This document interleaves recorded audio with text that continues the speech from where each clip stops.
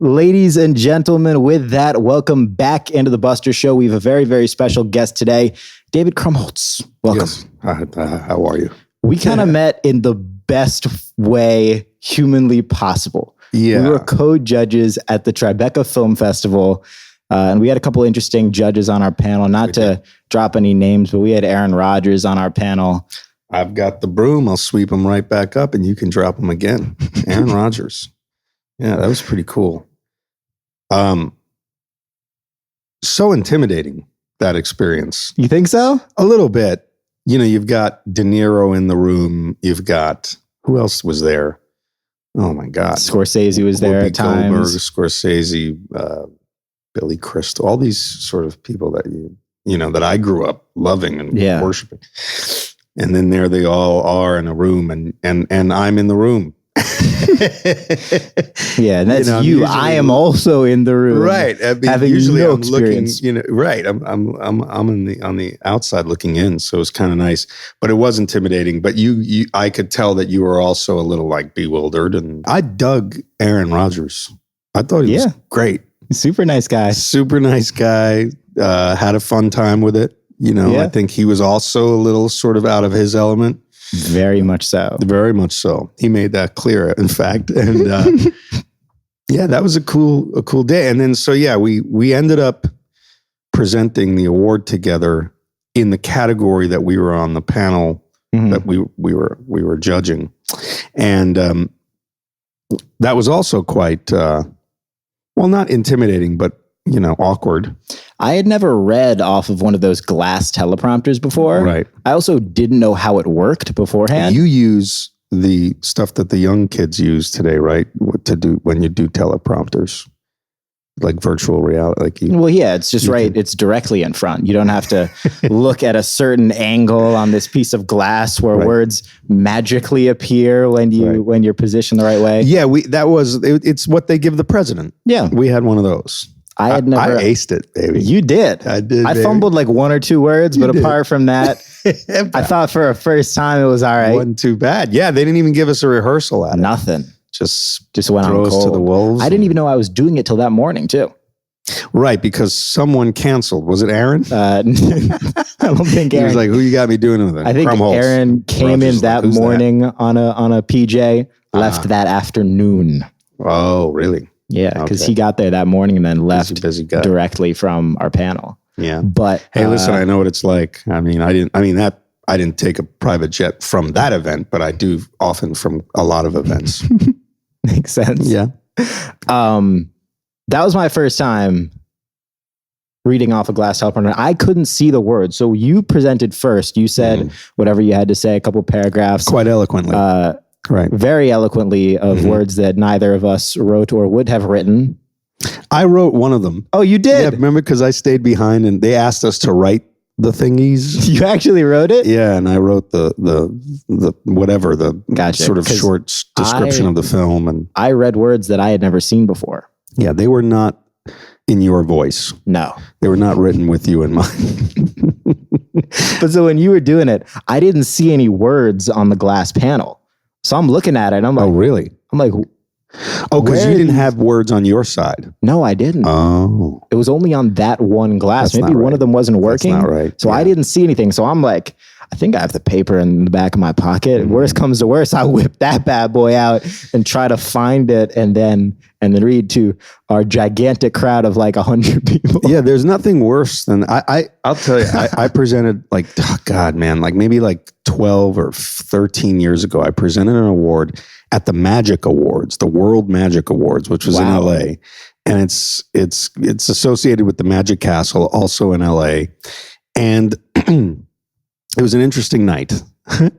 Everything that could go wrong at this award show went wrong. I was seated next to Neil Patrick Harris, who's a friend, a great guy, who had just been named the sort of official Hollywood ambassador from the Magic Castle, because he's a magician, to the rest of the world, I guess. Yeah. Whatever ambassador he was. He was that guy. He was going to be the sort of the face of it.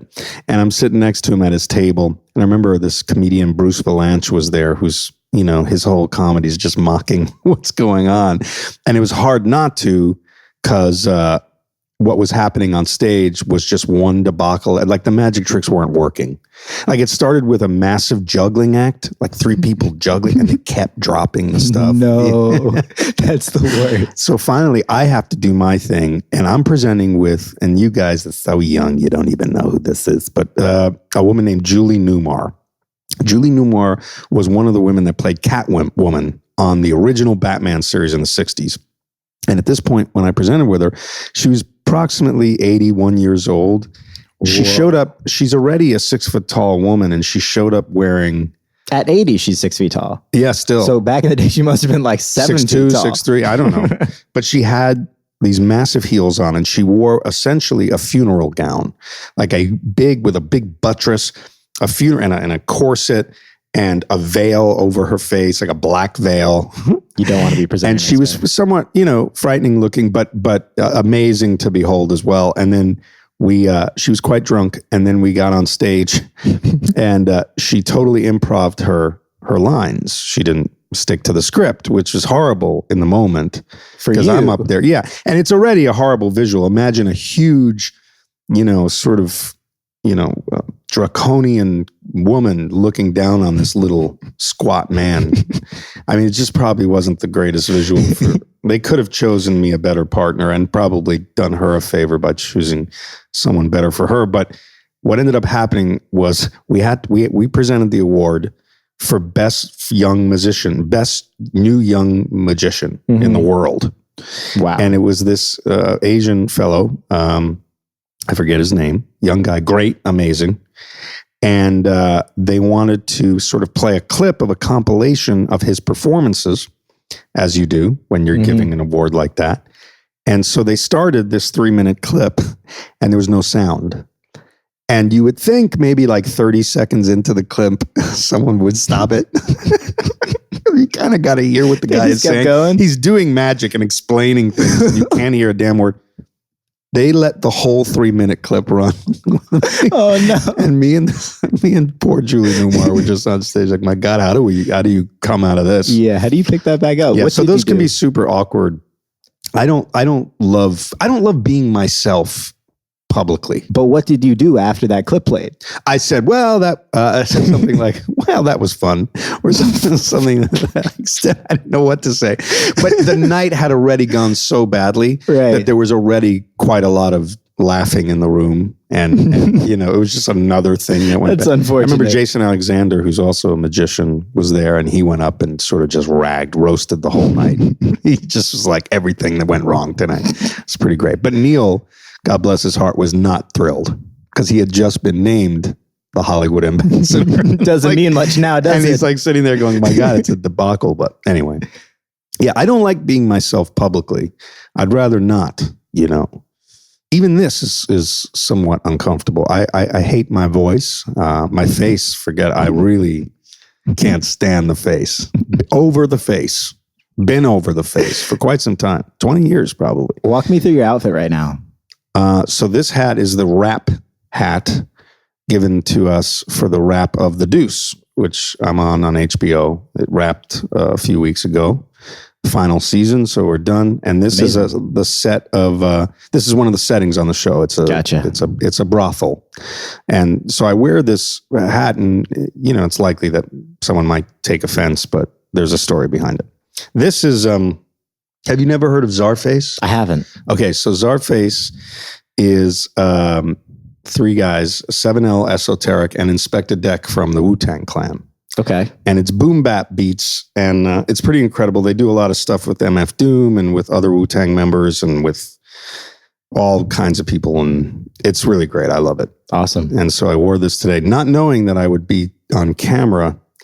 Had I known, perhaps I would have shaved and worn. No, you're good. Don't worry about it. People like authenticity. Yeah, this is me. This is me, folks. This is, for those that have been wondering what I'm like. That's amazing. And there's so many questions. I'm really an enigma.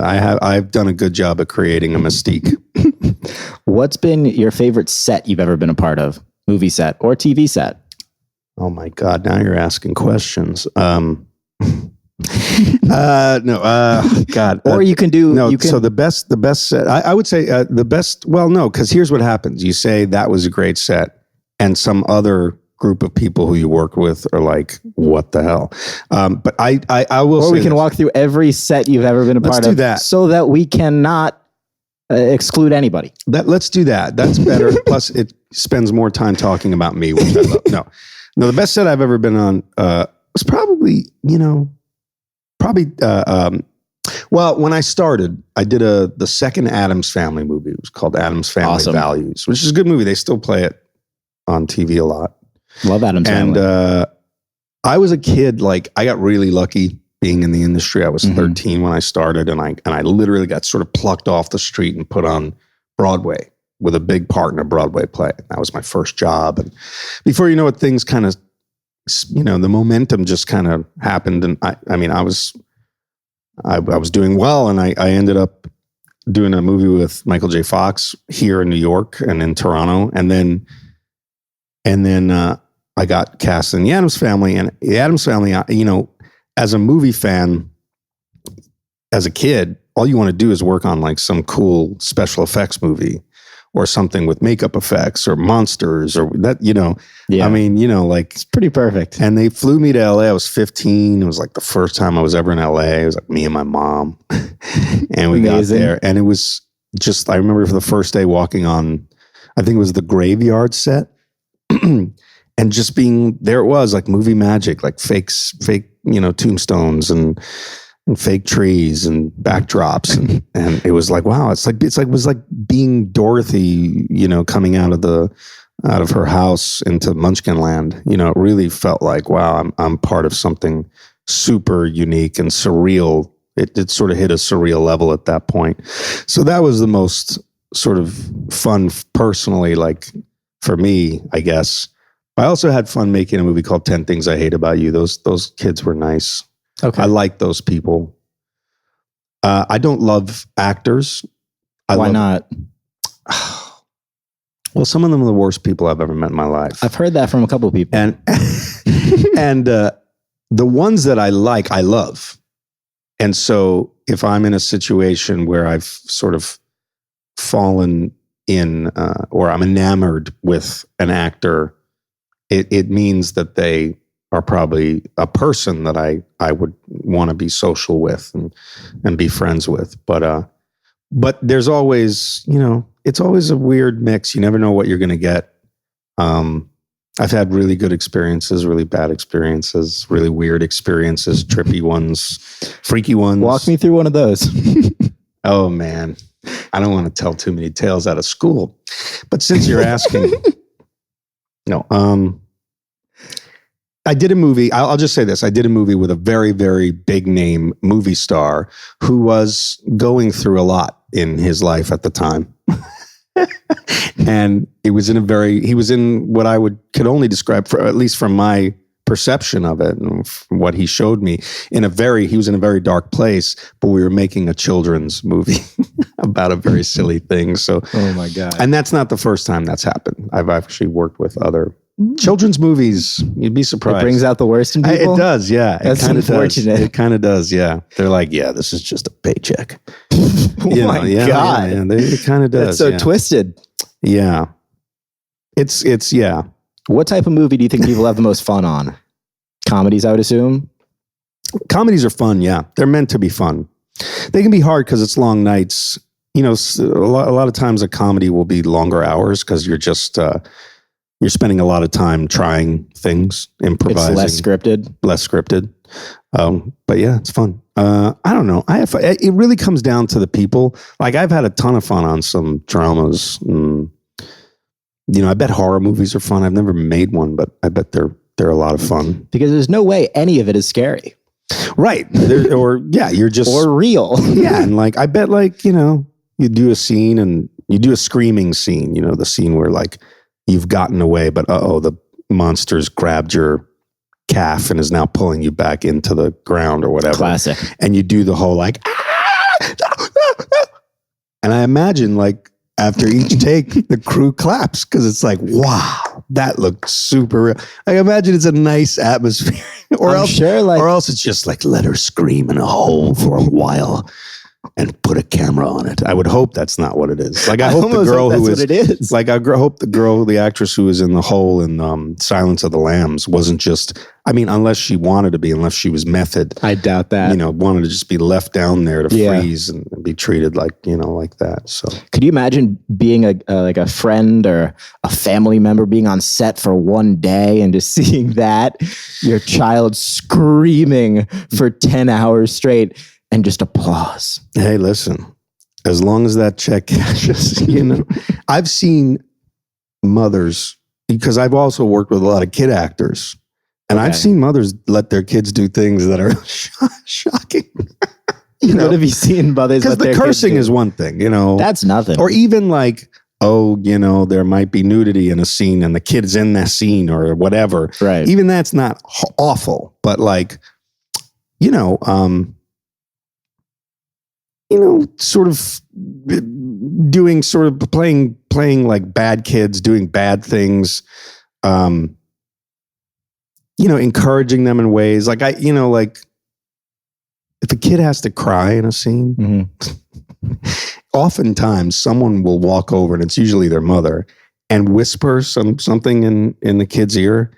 And you know it's the worst thing you could say to a kid, because the kid is like, I did a scene recently with a kid, and he was so traumatized by whatever his mom said to him that he cried on camera. But then when we stopped crying, when we stopped filming, he wouldn't stop crying. No. He just kept crying and like standing there talking to him. Oh my God. She must have said something terrible to him. Yeah. Whatever. Yeah. That kind of stuff is like, I don't know. I wouldn't do that. Yeah, I like the sound of longer hours just joking around on a comedy. And what I mean by that is, not that I wouldn't let my kid be an actor, but I wouldn't let someone make me cry. If I need to cry on camera, I'll make it happen myself, or I won't, because I can't. I find that that's my one weakness, is that I have trouble crying. Okay. You can fake it. I heard an interview with Robert De Niro where he was like, you just fake it until you actually start crying. In other words, you start going.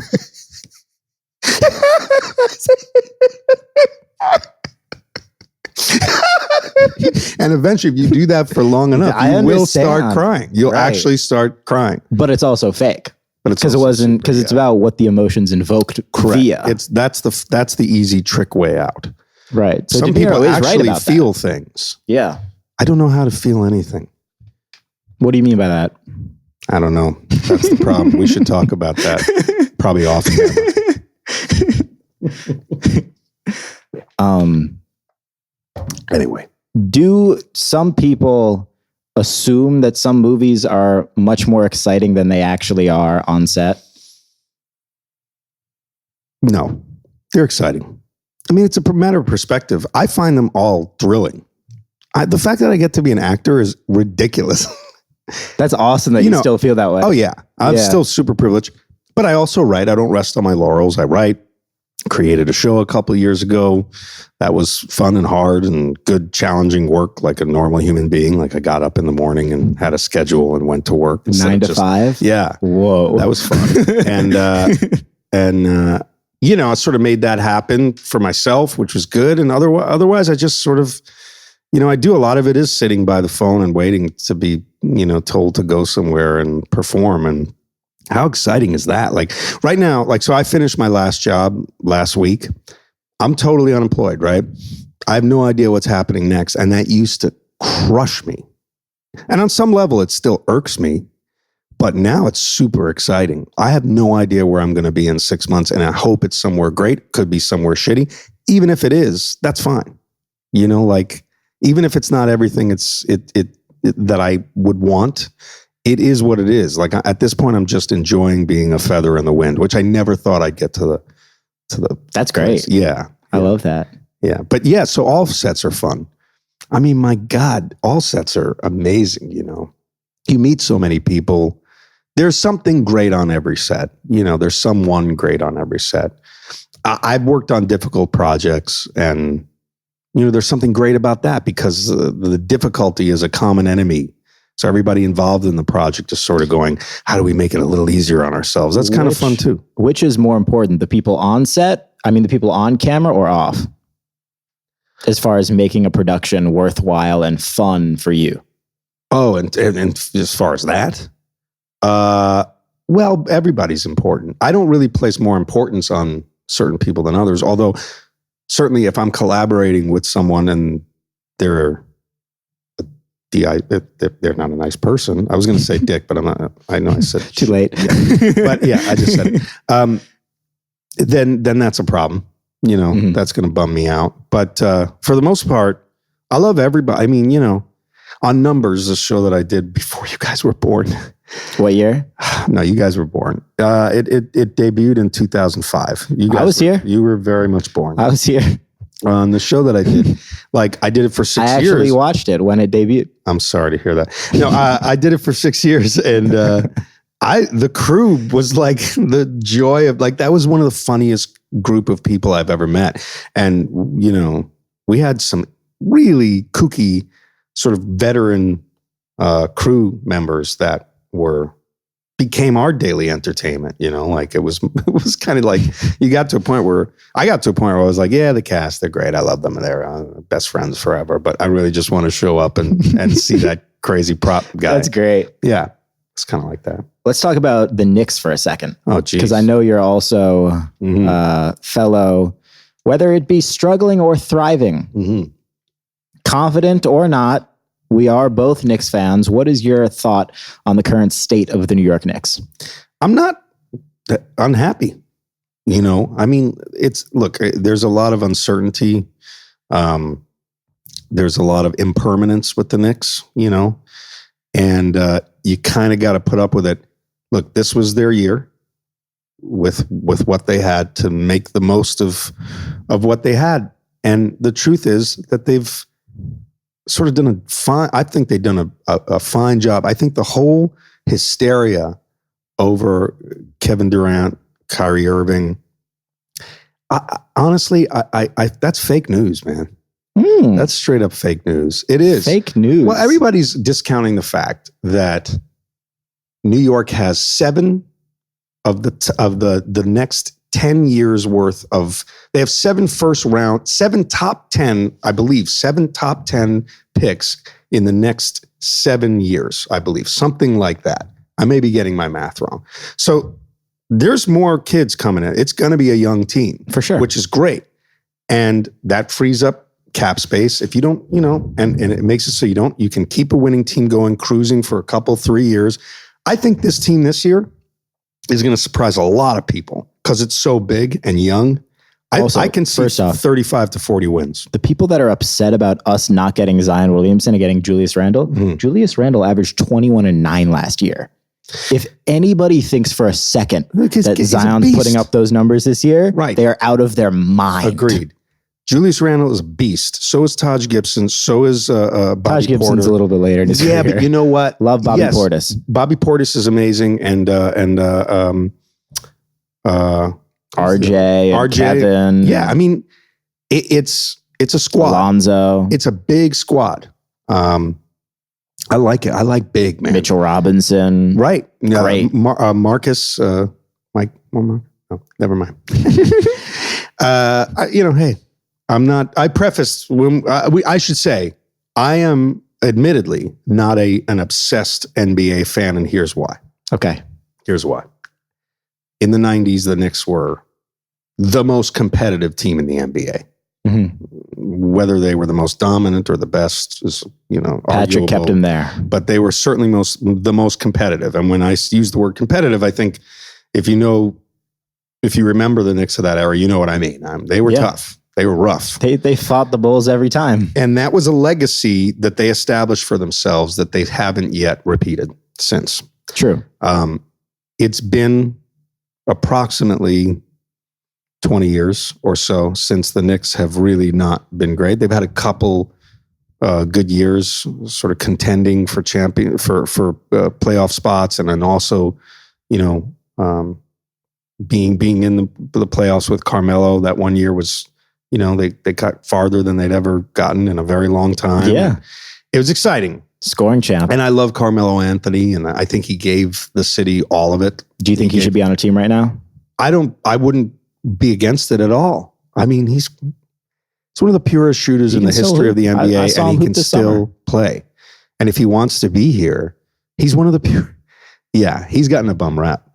I feel bad for Carmelo. I don't know why. I mean, I've read and I've heard all kinds of things, but to me, at the end of the day, if you put up stats for your team on a nightly, consistent basis, you're doing right by your team. Yeah. And if you're willing to take a minimum contract, there's no downside for the team. No, he did the right things. But as you were saying about the Knicks. So yeah, I think so. For 20 years, they've struggled, and it's been tough. It's been tough having been so immersed in it in the 90s to then sort of be shocked out of it for 20 years, where you just know there's, every time there's a little forward momentum, there's a huge setback. Huge. I thought Porzingis was a huge, great thing that was going to be amazing. I do wish that he'd still be on the team as well. I understand why he had to go. Totally. 100%. A lot of reasons. Mostly PR. And look at, and there's draft picks involved there. And for the Knicks, I mean, it's all good stuff. The future looks bright. I think, look, New York is such a exposed sort of people, certain sports pundits will pick on New York teams just because they know that gets more people talking. People talk more about New York teams, and they'll focus on things. They'll microscopically sort of break things down and be a little harsh in that respect. I'm talking about certain people who have reacted so violently towards what the Knicks did this offseason, which to me is a show. You might as well be Guy Fieri, screaming about food. If you're right. Honestly, man, if you can't see the good in these moves, and you're just going to say, oh my God, they blew their opportunity to have some, look, man, the guy hurt himself pretty bad. Kevin Durant is hurt. He's out for a full season. He comes back in the playoffs if they're lucky. If they get there. Which I don't think they should because of what happened last year. Right. You don't even use him. So he comes back 2021. And they probably win the title. If he's fully healthy. I doubt that highly, man.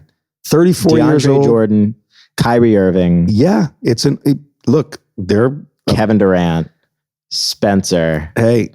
I like that team. I like that team. They're missing one name. East. They're missing the name he needs. And that's Steph Curry. I mean, that's the name he needs to win a championship. Keep in mind, I hate to say, I think Kevin Durant can lead that team to a very high, well into the playoffs and even to a championship opportunity. Sure, but I don't see him crushing any of those West Coast teams. What you got to keep in mind though is in 2016 when LeBron was in what will be Kevin Durant's position, Kyrie Irving was the one that saved him. And they beat Steph Curry and the Golden State Warriors. They sure did. Although I remember Kyrie, in that series coming back from injury. Yep. And it being more of a team effort than it being Kyrie the reason. But he hit the clutch shots. Sure, he did in his moments. I think Kyrie's great. I think, look, it's great to have those names, man. Yeah. And they're names, believe me. And it's good to have names because, sell tickets. You sell tickets. But keep people watching. But the great thing about the Knicks is the Knicks know their business. They know they sell out every game. Right. So it doesn't matter. Let's build. Let's build so that maybe in a couple of years we get Giannis. 2021, 2022. Let's go. Let's go for the bigger, the fresher stuff. I don't want to see, and I bet this bothers Dolan, and I bet this bothers the organization as well. I don't want to have a revolving door like, oh yeah, he spent 2 years with the Knicks, 2 years with the Clippers, 2 years with. I want things the way they were, what the Knicks have where a guy grows up with a team and stays with a team for the bulk of his career. Yeah, the Kobes, the Dirks, all of them. The Olajuwons, the Ewings, that's the way it used to be. Yeah. The idea that this new thing that really was invented by LeBron's elasticity and that he could play Miami, anywhere. Yeah. Miami to Cleveland, Cleveland. And he thought about New York too. Lakers now. And look, do I think anyone's going to beat the Lakers this year? No. I think not the Clippers. Not the Clippers. With Kawhi Leonard and Paul George, Kawhi fresh off a title, LeBron wanting Kawhi so that he it's like NBA Jam. The second spot. It's like NBA Jam. You put Kawhi. It is. You put Kawhi and George up against LeBron and Anthony Davis. Man, I don't know. If I'm playing NBA Jam, with LeBron and Davis are crushing them. But you got to keep in mind who's in the second unit, because the second unit is what's going to win them the playoff games. True, but I don't know, man. LeBron just has. I don't think he's the man. I don't think he's done. I don't think he's done. Neither do I. Not even close. I think he got into a situation last year where he's feeling it out, and I think the organization clearly wants to win with him. Agreed. They're going all out. They're going nuts. Hey, but yeah, and I think they'll do great. The Clippers are going to be great. I think both will be great. I think it's very silly to have. I think it's very silly. Frankly, I find the whole thing a little silly too. Be honest with you, all the moves, because you've got two huge stars in New York on the Brooklyn Nets, on the Nets, and you've got another 4 or 5 in LA alone. Correct. Big market teams, lots of money. I don't know. Should there be some sort of regulation of that, that's what should it be allowed? The cap salary is. Right. That's kind of what it stands for, but and these teams just happen to be in those positions, I guess. But then again, think about the last couple title winners: Toronto, right? Oakland, Cleveland, right? And that's great. So it's just switching back to what it was before, which I'm not necessarily mad at, as long as the cycle keeps going. And I think the Knicks are going to have a place in that. I don't think it's going to happen right away. I don't think 2020 is going to be a season that I think they'll make the playoffs. I do. I think they'll get 2020. So in 2020, this upcoming season or next season? I think I think I'm predicting 35 to 40 wins at least, which probably land them in the 8th spot. or 7th seed. Yeah. So I can totally see that happen with RJ. I just think this team's going to be beastly. I think defensively it's going to be a beast, and honestly, I think Randall is not done. He's young.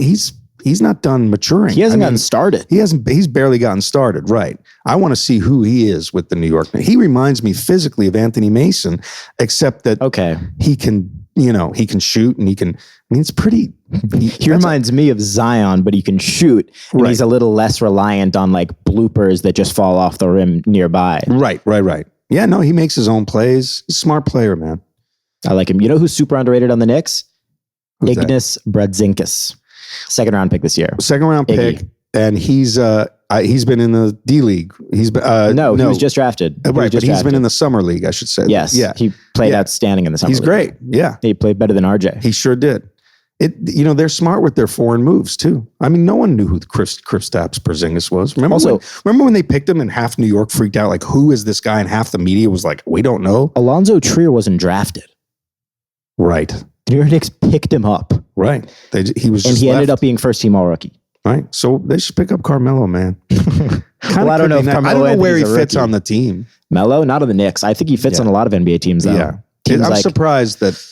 Like Atlanta, I think he would be great on Atlanta. Yeah. Now they've kind of already filled that spot with Vince Carter, but I think, it's a weird thing of the world. He's being judged. He's being judged on his losses more than his wins, which is outrageous, man. Like the idea, it's almost like a backhanded compliment to say, like, Carmelo, you're so great. You should have won a couple championships by now, or at least been there. And because you really haven't been and haven't won anything, we're done with you. It's like, well, wait a second. He's still like an amazing player. Shout out to Carmelo Anthony. If not, definitely one of the greatest Olympic basketball players ever. Right. Has more gold medals than any other NBA player in the history. Total trooper. Total New York Knick, in my opinion. Like through and through, total trooper. He got it. Yeah, I don't want to get too into it, but then I wish it didn't end the way it did with the Knicks. And how much of that is the Knicks' fault or Carmelo's fault or the media's fault? It's probably the media's fault. Mostly the media. It's pretty often the media. Yeah. New York is vicious on brutal. Yeah, it's brutal. But I think the young guys, RJ, he's going to be outstanding. I think his game is there. He's more NBA ready than even Zion or Ja for that matter. Portis is scary to me. He's good. He was good in Chicago. He's really good. Yeah. He's huge. Limber. He can shoot. 6'11". Yeah, man. Yeah. Wow.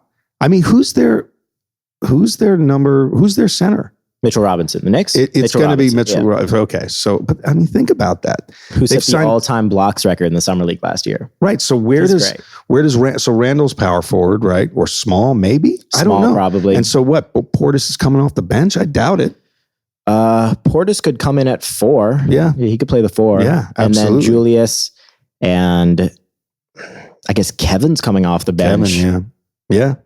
It's pretty crazy. You think they'll start RJ right away? Yeah, RJ will start. They have to. Yeah, they got to. Yeah. People are coming to see RJ play. He's gonna be fun to watch. I'm coming to see RJ. You know what play. I loved how it's just indicative of how silly the whole environment is, where the media sort of gets people riled up about something that's not even real. When the Knicks got the 3rd pick, everybody was like, "Damn the Knicks! They couldn't even get the 1st pick." It's like, dude, the name is picked out. It's ping pong balls. It's a ping pong ball. Someone picked, like, what do you mean they couldn't get they're in there. What could they have done? What could that ping pong, should they have done like a magnetic That's ping just pong New ball? Yorkers, though. That's just New Yorkers for God, you. like, we suck so bad we can't even get the 1st pick. Is that your impersonation of the average Knicks fan? And then I'm sure there are people, basically, yeah. And then I'm sure there are people who are like, oh my God, I can't believe they didn't work out a trade to bump up to Zion. Get out of here, man. RJ's a killer player, man. Killer, dude. Killer. You're happy. This was a good year for draft picks, and top 5 are killer. People say that every year. Next year, Cole Anthony's going to come out. He would have been the number 2 overall pick this year if he came out of high school. Right. There's a chance that if we combined this past year, and next year together, he would be the number one overall pick, period. Hey, he might end up being a Knick too, with the picks we got. And we got to have a pretty unfortunate season for that to happen, most likely. But we still have the picks, right? I mean, we do. Yeah, we do. We own our own picks. We own our own picks, yeah, which is a great position to be in. And like New Orleans this year, New Orleans didn't have a terrible year last year. They had a 6% chance of getting the number 1 overall pick. They got it. Here's a question. How do you think the Nets are going to do? Wins. This year? Yeah. 6 seed, 5 seed, 5-6. So that's probably 38 to 43 wins. I will place a gentleman's bet or some sort with you. You think the Knicks are going to have a better season than the Nets? The Knicks are going to have a better season than I can't bet against the Knicks. You know that. No, I know that, but I really believe that. I really believe it. You don't have to take the bet, but I do believe the Knicks are going to have either on par or better. I don't know if Kyrie holds a whole team together, and they do have a lot of pieces, though. They do have a lot of pieces, but it's like Jared Allen coming off the bench. Right. Nat Karis LeVert, Spencer Dinwiddie. But they haven't won. They have a nice team. They do, but they had a great season this year. What do you mean? They made the playoffs. I told you. I don't know that much about it. Well, I'll tell you, they made the playoffs this year. Oh, and really? I knew that. The only thing that's really changed is D'Angelo Russell is gone. Mm-hmm. Kyrie Irving is in. So are they worse or better? Russell's pretty great. He's great. I agree. There is no wrong or right answer. I don't know the answer. Yeah. But I don't know if I don't know. I think the Knicks are a sleeper team in that conference for sure. Because the best team in the East now is a 2-man led Milwaukee Bucks. Right. Chris Middleton and Giannis Antetokounmpo. Right. Wow. Good for you, man. Thank you. I didn't even try it. Yeah. I even said Giannis. Wow. You said Giannis? Said Giannis. Is it Giannis? It's Giannis. I've heard some real fumbles of that one. Yeah. On TV. On national TV. And I'm sure the broadcaster, stayed up all night, their hotel room. What is the origin of his name? What he's Greek. He's Greek. He's Greek. Yeah, he grew up in Greece. But the last name is a Greek last name? I believe so. Huh. It's a hell of it's crazy. Do you know his family story? It's crazy. It's like Krzyzewski. He has an older brother that plays professional soccer and 3 younger brothers that will all eventually be in the NBA. One played for the New York Knicks, Thanasis Antetokounmpo, and then Alex I'm not gonna say it every time. Why not? Alex Why not? Antetokounmpo. Wow. And then I kind of like hearing you say it. I'm not gonna lie. so he's 3 younger brothers that will all at one point have played in the NBA. So it will be 4 brothers in the NBA. That's awesome. It's LeVar Ball's dream. What are they going to That will call never themselves? happen. The Antetokounmpo brothers. Exactly. Yeah. Or the Flight brothers or the Greek bros, something like that. I was going to say I was going to pronounce it Antetokounmpo. Popu. I thought it had 2 P things at the end. I've heard broadcasters that are getting paid to say it worse than that. Worse than poo? Worse than poo. Wow. Like I've heard like onto the Yeah, where they just give up. They give up. They give happy. Yeah. 3 letters in, Right. they give up. I'm out. So Giannis Nadu. So as we were saying, some of my best takes are me just giving up. really, Yeah. in acting, I'd rather them use those. There have been takes where I'll have like something to say and I know I can't say it and I'll come in and I'll just say, I don't know. it's funny. Oftentimes the bloopers for comedies Yeah. are funnier than the actual agree. movies. I agree. They should release those in theaters. We made a conservative on the show I created a show called Gigi Does It. It was the only thing I've ever been in charge of, but we made a like concerted effort to sort of look for the mistakes because they were spontaneous and we rolled with them, but they're so funny, Sometimes they're better than, yeah. I wonder if anybody's ever thought about airing the bloopers in a movie theater. Like after the movie's over, Yeah. 30 minutes. Well, there used to be But like in just 80s hilarious comedies. Oh, like 30 minutes worth? 10 minutes, 5 minutes, whatever you can give me. I'm in it for the YouTube video. Yeah. So if you slap on the YouTube video at the movie theater, I'll pay an extra $2 to see it. Yeah, that's not as offensive to me as to me, I'd rather see that than the behind the scenes of Oh, for sure. facial recognition I don't need to see technology that. And they give it to me every time. They what are shove those that, mocap suits? whatever they are, they shove it in your face every time you see a commercial, a movie, a YouTube video. Oh, let us show you how much money we spent on everything. No one cares about that stuff. Nobody. No. Unless I mean, the you've never technology seen is fascinating, but you do find yourself watching those things and just kind of fast forwarding to like they'll get to this is the guy who created the ears for that one orc.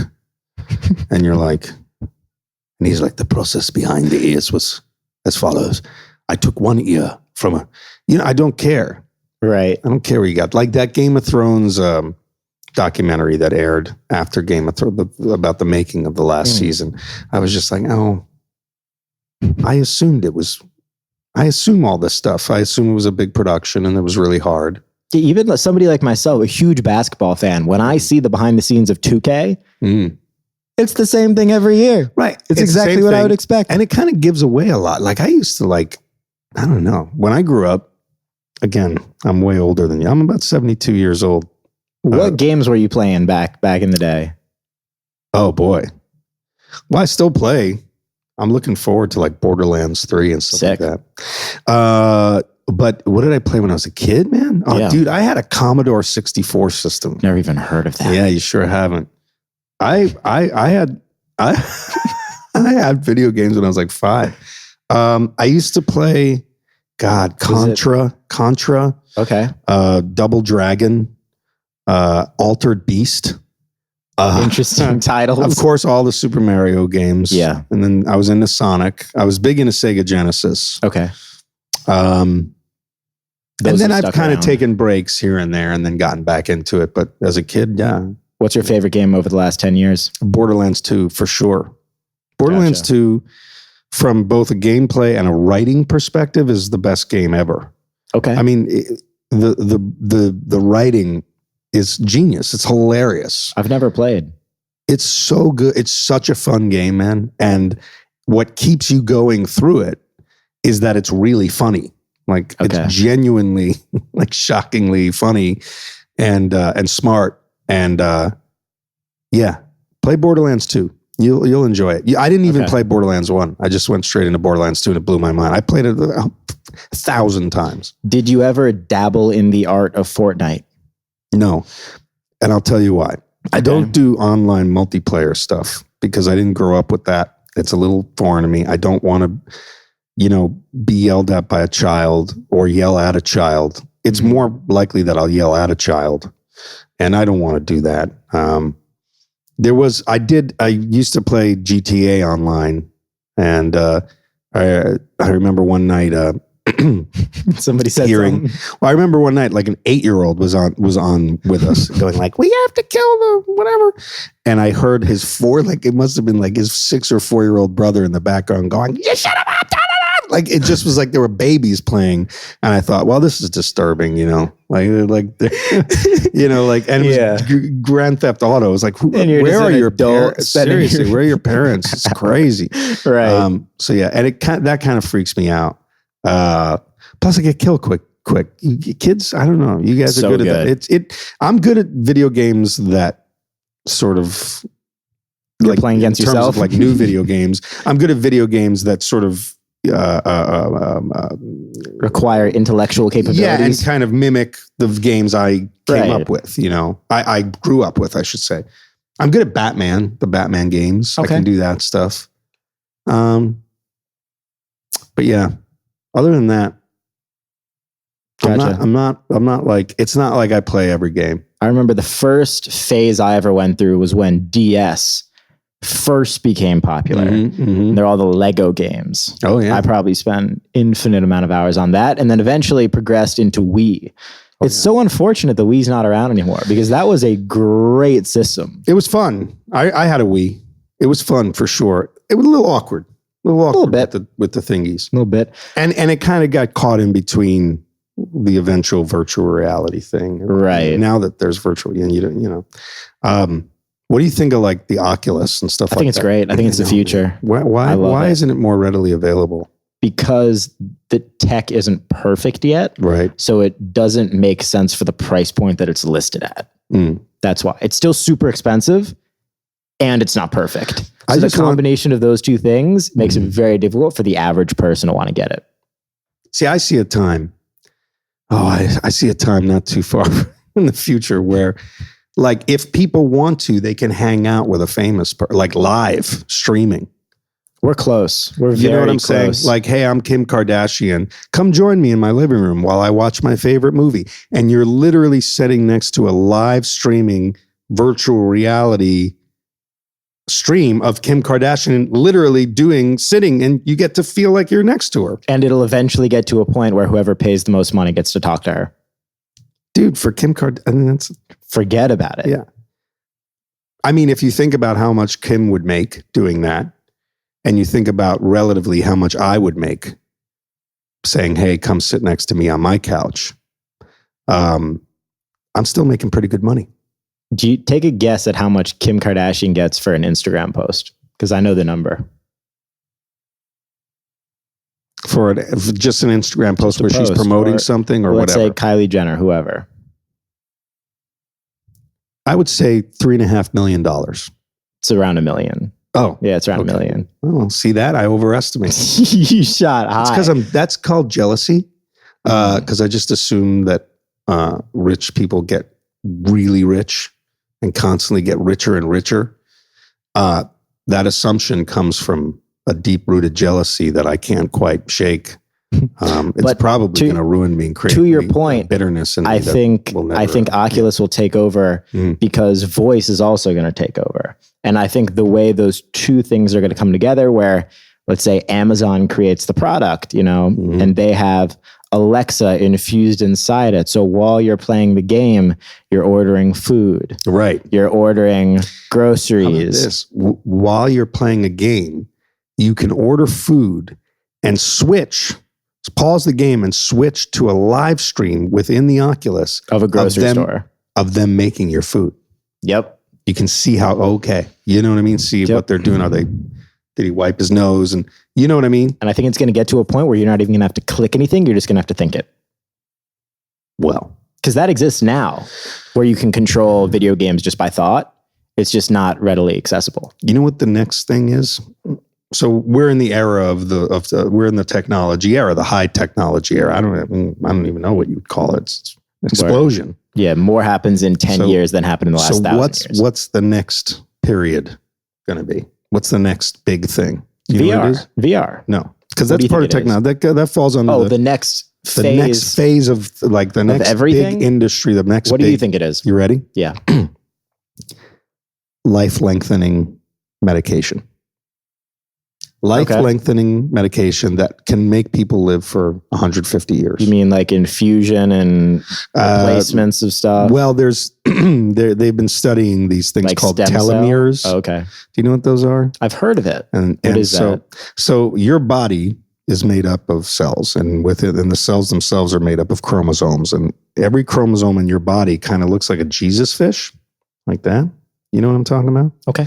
With the two fins at the end? Yeah, I know what you're talking about. So those two fins are like... I did a couple of years of school. This is going to sound so creepy, but those two fins are like almost... Imagine them like the shoelace, the ends of your shoelaces, the plastic on the end of your shoelaces. If they come unraveled, the whole thing comes unraveled. Yeah. And so the process of aging is defined by how these telomeres, they're those two little fins, naturally start to unravel. So as you get older... That's what happens on a cellular level is those little fins on these chromosomes start to unravel, which end up unraveling the whole chromosome, which ends up causing death and whatever, and sickness and whatever. Right. So the idea is, how do they suspend the deterioration of those sort of little fins on the back end of that chromosome? Can they suspend it? Can they slow it down? Can they slow down the rate at which you age, so that by the time, so that 60 is the new 30 and 80 is the new 40, which it's getting closer and closer to that. Yeah. So I think that's the next thing. This is futuristic talk. So what do you think makes that happen? Well, a combination of nanotechnology and certainly, and also, the technology to sort of really break down minerals and components. And here's why they think this is a real thing. Is this boring you? No, not at all. This is super interesting. Hell out of me. Okay, so when you die, so check this out. There's two things. When you die, right, the body, if it's put in the ground, decomposes. Now, here's what's really interesting. If you were to die and never be buried, your body, and let's say you died of cancer, okay? You had a big cancerous tumor in you. If you died and were never buried, just left out there to rot, your body would rot, but the tumor would stay alive. Okay. The tumor would actually be a living thing. However, there's something about putting a body in the ground, underneath the ground, that deteriorates cancerous tumors in a way that only radiation could above ground. So what's in the ground that can do that can make it... So that's something that's currently being researched? So that's one part of it. And then there's a whole nother thing too. One of the most interesting things that is around right now that a lot of people do that I find interesting is stem cell. Have you ever experimented with that? No, because it's so heavily regulated and costs so much. Stem cell, that's the other thing I hope, is that in 20 years, stem cell is very widely available. Stem cell treatments, stem cell therapy. It's right there. I remember Brad Pitt, like 10 years ago, came when it first sort of popped on the scene. Brad Pitt was like, we got to get on this. And it's been 10 years and they haven't really made, it's available, which is great, but it should be cheaper. I really think it's the key to longevity. Longevity is what everybody wants. You want to be able to live healthier longer. Now, do you think that's a good thing or a bad thing? We got a lot of people. Got too many people. I think it's a great thing because I feel it's meant to be. I feel whatever's happening, I always feel this way, is whatever's meant to be. So I believe in natural law, right? I believe that technology, even the ethical line that technology crosses sometimes, is meant to be. I think I'm all into like bad things that happen, disasters and horrible things, terrorism, all meant to be. We're meant to learn and progress. This is not supposed to be pretty life, but along the way, what we've done is build an amazing, incredible thing. Despite all these, we've essentially built the world into a technological empire. And that's through innovation and hard work and people's resilience, For sure. So I kind of always believe in the goodwill of man and that great things will come out of bad things, but all those things are meant to be. I like that. You like that? What are you most excited about right now? By the way, most of your audience, which is I'm assuming a younger audience, is very worried about me right now. 13 to 25, but a lot of these people like talks like this on the internet. They do. They're love fascinated, but I sense they're also looking at me as a broken man. Well, with this question, you can fix that. What are you most excited about right now? Oh my God. It could be the Knicks. It could be a movie. It could be anything. What are you most excited about? I'll give this the right answer. I have 2 little children and they're pretty great. That's a great answer. They're very exciting. They're very excitable. My son, he's a violent child, likes to bite, smack, hit. He plays with his poo, and I think the other day he might have put some in his mouth. He's 2. I don't think you helped the No, he's the 2.5. So I'm quite excited about him. And I guess when I'm using the word excited as a pejorative, as like, he's got me just excited. He's eating his poo. No, I'm excited about The Deuce this year. The Deuce is going to be great on HBO. Honestly, it's going to be killer. Yeah, my son's violent. I'll tell you about it later. Okay. It's bad. We may have to send him away. Boarding school for 2-year-olds, but no, he's fine. He's a good guy. The Deuce on HBO premieres September 9th. Awesome. It's the best season. It's the last season, but it's truly the best. We all loved making it. And, for those people who've been devoted fans, I think they're going to be really satisfied and also a little surprised and all the good stuff to come. And that's on HBO. It's HBO Monday nights. Yeah. It's going to start September 9th. I play a porn producer on the show. Very exciting. And it's been interesting. And I get to work with Maggie Gyllenhaal, who's an amazing actress, and she's incredible this season. She's been incredible since the start. So that's exciting. What else? I don't know. The New York Knicks. You're very excited about the New York Knicks. I'm excited. My heart's so in it that I have to contain my excitement. Do you mess around? Because if I get heartbroken again, this time it's going to be rough. I feel that same way every year. And then every year I'm still in it. Well, every year, if they're willing to make changes. Yeah. I agree. Yeah. I mean, I enjoy it at the end of the day. It's entertainment. It's fun. It's my field of work. So I don't blame that front. I think dude, you guys are, you know what I was doing when I was your age? I owned a fondue restaurant in Queens. That's actually cooler than this. No, it's not. It was a nightmare. A fondue restaurant? No one wants to cook their own food in Queens. You know what I mean? People show up and they have to dip balls of meat or whatever in like sauces, batterers, and I'm sure you then learned, fry it and smell, and they walk out of there bloated. And yeah, my only association with fondue is chocolate fondue. Chocolate fondue is great. Even cheese fondue is never dabbled in a nice beer cheese. I can make you a beautiful Kirschwasser I'll Swiss. take you up on that. But yes, the restaurant version of a fondue restaurant is that you also cook meat in oil or in broth. Less fun. Yeah, because everyone wants to boil meat. Everyone wants boiled meat for their entree at a restaurant. That's what you want when you go out, is just to boil some chicken. I'm sure you learned a lot by doing that, though. By owning that restaurant? Yeah. I learned never to do that again. And that's huge. Yeah. That's super important. Yeah. Although I made some good friends and I don't think I would ever get in the service industry. But yeah, I like my job because I don't have to look at people when I provide my work. I don't have to deal with people. I deal with an actor or an actress or actors. I do my thing, and then I'm assuming people are watching me at home all over the country just going, my God, how much longer do I have to stare at this person's face? But I never have to actually hear them say that. I just imagine it. And I think what allows you to enjoy it so much now is because you hated what you were doing before at the fondue restaurant. That's right. If it wasn't for the fondue restaurant, I would have never continued being an actor.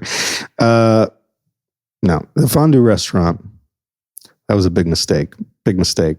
We had fights it was in Queens. You had fights? Oh, it was a bad deal. So no one wanted to eat there. So you fought people to get them inside? Well, no. So we were out there just chasing people with machetes. No, we had a bar that was really popular. So our restaurant was not doing well. But our bar kept us open. But the bar was kind of a nasty Queens sort of guttural mid-90s crowd. And lots of drugs, guns pulled, fights, lots of nasty stuff. What I'm trying to say is I come from the dark side of the tracks. I come from a dark place, very dark, and I've made a life of bringing light into other people's lives, but I'm still that dark creature. Okay. I think it's pretty obvious. Do you mess around on social media at all? I do. I'm on Instagram. What's your handle on there? It's at David Krumholtz. It's at my name. Do you enjoy Instagram? I like Instagram a lot more. So I was on Twitter for a while. And that's got to be great for a comic, though. Yes. Or an actor. Twitter, yes. However, Twitter also brings out the very worst in people. And it certainly brought out the worst in me. And I find Twitter to be... Well, I want to be able to say things and have them not be misunderstood. And essentially, when you say something, oftentimes 70% of the people will read into every letter of every word on Twitter and find some reason to sort of slam you for it. And my problem is I couldn't stop myself from slamming back. So I would fight fans on Twitter. People would be like, dude, I've been a fan of, yours my whole life. I love your work. And I'd be like, I don't care. Why would you hit them back? Because I would be angry at their political opinion or whatever. I'd be like, I don't need fans like you. And then I thought, what am I doing? I couldn't use Twitter any other way. I only wanted to start being nasty to people. So I stopped. I quit Twitter. Good. I was like, yeah. And Instagram, it's terrible. Twitter is outrageously bad. I just want to say that. And I know, there's people who are very reliant on Twitter and that Twitter has its uses and that Twitter has actually, quite a profound effect on a lot of businesses and great for raising awareness on cool stuff. And has gotten a lot of stuff done. Great for breaking news and information when crazy things just happen or the Super Bowl, whatever. It's where I go for news. Yep. Because I do have an anonymous account. I just didn't like being me. No, I just didn't like being me on Twitter. Like I didn't like being like a public where everything I said was some sort of publicly owned thing. Or it was whereas an anonymous person says something and no one cares, or they care and they respond directly to that. There's no preconceived notions about who that person is or should be. I just don't like, to be honest, I think celebrities take a ton of abuse on Twitter. No one wants to hear celebrities complain about anything. And celebrities, but they have the right to say like, hey, we're getting abused on a daily basis on Twitter. But then there are some celebrities that are kind of asking for it, and I was in that position. I think I was asking for abuse, and that's when I stopped. It became very sort of an unhealthy codependent thing. Instagram is just pictures. And there's sort of this unwritten rule on Instagram that everybody stays relatively positive and well-meaning. True. There's kind of like, we can be civilized, and there's a place to do it, and it's called Instagram. I like that. That's a really good But it's true. pitch for Instagram. It's totally true. And it gave me, I didn't mess with Instagram for years before because I was on Twitter. And once I sort of figured out what Instagram was all about and how it worked, I thought, oh, well, then I won't hate social media so much because at least this place exists. That's how much I like Instagram. Yeah, I think what's super interesting about social media too, and what most normal people don't realize, and what even celebrities don't realize about normal people, or not normal people, but people that are consuming the content that person is putting out, it's that, it takes a very long time to get somebody to like you, very short amount of time for somebody to hate you. And then the second they see that one thing they hate, they feel just the urge to throw some words out there, and also don't realize that celebrities see everything. Right. Like you see 100% of tweets thrown at you. And I'm a human being. I mean, the idea that celebrities are sort of these Teflon people where everything can just slide off of them because why should they care? there's this sort of weird thing. Then why would you comment? If you think that a celebrity wouldn't care about what you said, then why would you even comment? Obviously, you're trying to get the attention of somebody and trying to change the way they think or change the way they feel about themselves or make them laugh or whatever you're doing. Yeah, celebrities read that stuff. I mean, yeah, hell yeah. All my celebrity friends, and I have so many, it's hard to count at this point. All of them read all of them read what people write to them, Right. I mean, really, and it can hurt and it can feel gratuitously abusive. Because the thing is, and it's the same thing as the content, easy to hate, hard to like. Mm-hmm. It's, you could get 1,000 really nice messages, blows right past you. You get one negative comment. Right. Well, it depends on arrow to the heart. And if it's true. It even depends on how well written the comment. Like if it's a well written insult, I'm like, wow, this person's a smart person. It's brutal. He used correct grammar. Like if somebody, he must be right about what he's saying about me. If somebody DMs me something that they hate me or whatever, they think everything I do is terrible. Every post I've ever put up in my life is terrible. I'm not funny. And there's a spelling error. Yeah. Forget about it. I don't care. You go right for the spelling error. Right for the spelling error. Boom. Capitalized letters. Like if it's all lowercase, I'm like, this dude has no idea what he's talking about. I got to say, it's such a dick move, but I do the same thing. But if it's all right, I'm like, I got to listen to this guy. Right. Maybe there's some truth to this insult. Right.